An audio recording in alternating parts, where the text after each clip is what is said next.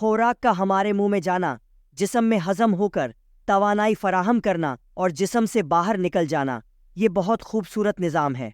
इस पूरे निज़ाम को बहुत ही आसान तरीके से समझते हैं।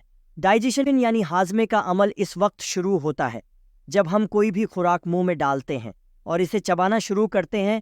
खुराक को चबाने का अमल मास्टिकेशन कहलाता है। इस अमल के दौरान दांत खुराक को छोटे छोटे टुकड़ों में तोड़ते हैं ताकि निगलने और हजम होने का अमल आसान हो सके। इस दौरान मुंह में सलाइवा खारिज होता है, जिसे थूक भी कहा जाता है। सलाइवा में एक अहम एंजाइम एमाइलेज मौजूद होता है जो कार्बोहाइड्रेट्स को तोड़ना शुरू करता है। ये अमल खुराक में मौजूद स्टार्च को शुगर में तब्दील करता है। जब खुराक अच्छी तरह चबाई जाती है तो ये एक नरम गेंद की शक्ल में तब्दील हो जाती है, जिसे बोलस कहा जाता है। ये बोलस खुराक की नाली एसोफेगस के जरिए मीदे की तरफ बढ़ती है। खुराक की नाली में पट्टे हरकत करते हैं और खुराक को मीदे की तरफ धकेल देते हैं। इस अमल को पेरिस्टालसिस कहा जाता है। जब खुराक मीदे में पहुंचती है तो यहाँ एक नया अमल शुरू होता है। मीदे में खास किस्म के खलियात मौजूद होते हैं जो हाइड्रोक्लोरिक एसिड और मुख्तलिफ एंजाइम्स को खारिज करते हैं। हाइड्रोक्लोरिक एसिड न सिर्फ खुराक में मौजूद जरासीम को ख़त्म करता है बल्कि एक बहुत अहम एंजाइम पेप्सिन को एक्टिव कर देता है जो प्रोटीन्स को तोड़कर यहाँ अमीनो एसिड बना देता है। मीदे की दीवारें मुसलसल हरकत करके खुराक को आपस में मिलाती रहती हैं, जिससे खुराक माया नमा शक्ल में बदल जाती है और इसे कायम कहते हैं। छोटी आंत यानी स्मॉल इंटेस्टाइन हाजमे का सबसे अहम हिस्सा है जहाँ ज़्यादातर ग़ज़ाई अज्जा हज़म होते हैं। छोटी आंत का पहला हिस्सा डोडीनम कहलाता है, जहाँ पर पैंक्रियाज और जिगर से खारिज होने वाले एंजाइम्स शामिल होते हैं।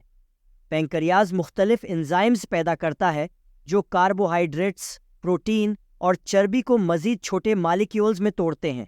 जिगर पित्ते को पैदा करता है जो चर्बी को हज़म करने में मदद देता है। पित्ता चर्बी को छोटे छोटे टुकड़ों में तकसीम करता है ताकि वो आसानी से हज़म हो सके।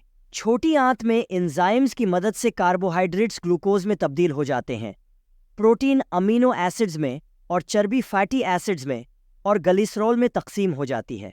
छोटी आंत की अंदरूनी दीवारों पर छोटे उभार मौजूद होते हैं जिन्हें वेलाई कहा जाता है, जो ग़िज़ाई अज्जा को खून में जज़ब करते हैं। बाद में जिस्म के मुख्तलिफ हिस्सों को जब भी तवानाई की ज़रूरत होती है, ये ग़िज़ाई अज्जा वहाँ पहुँच जाते हैं।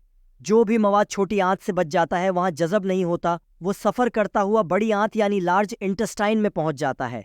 यहाँ ज़्यादातर पानी और नमकियात दोबारा जिस्म में जज़ब हो जाते हैं, जबकि गैर ज़रूरी मवाद फुजले की शक्ल में यहाँ जमा हो जाता है। बड़ी आंत में मौजूद बैक्टीरिया खुराक के बाकी अज्जा को मज़ीद तोड़ते हैं और कुछ विटामिन जैसे विटामिन के और B12 पैदा करते हैं। आखिर में ये फुजला रेक्टम में जमा हो जाता है और फुजला के अखराज डिफिकेशन के ज़रिए जिस्म से बाहर निकल जाता है और यहाँ ये सफ़र अपने इख्तिताम को पहुँचता है। उम्मीद है आपको डाइजेस्टिव सिस्टम बहुत अच्छे से समझ में आ गया होगा। अगर फिर भी आपका इससे मुतालिक कोई भी सवाल है तो आप कमेंट सेक्शन में पूछ सकते हैं। मिलते हैं किसी नई वीडियो में किसी नए मौजू के साथ।